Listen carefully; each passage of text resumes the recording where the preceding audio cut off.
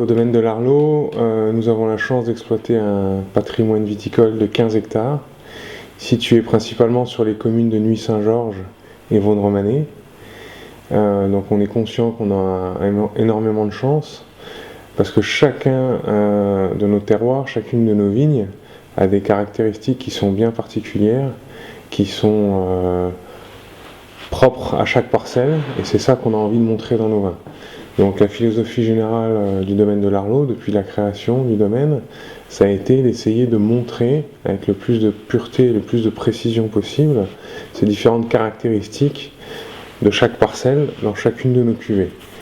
Et donc c'est pour ça que depuis assez tôt, en fait, dans les années 2000, le domaine s'est tourné vers la viticulture biologique.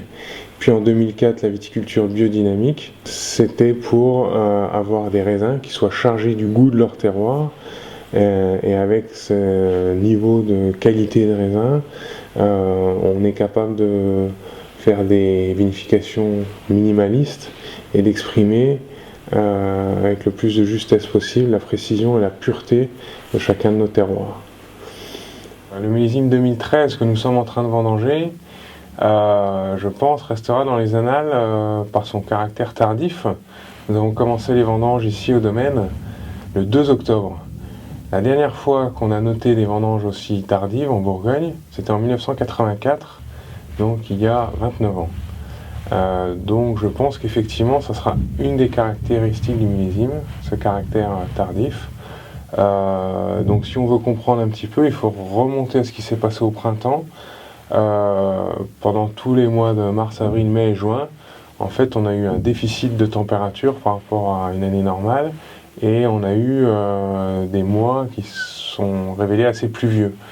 Donc tout ça a contribué à décaler la saison végétative. Pendant la floraison au mois de juin, on a eu des conditions fraîches et humides.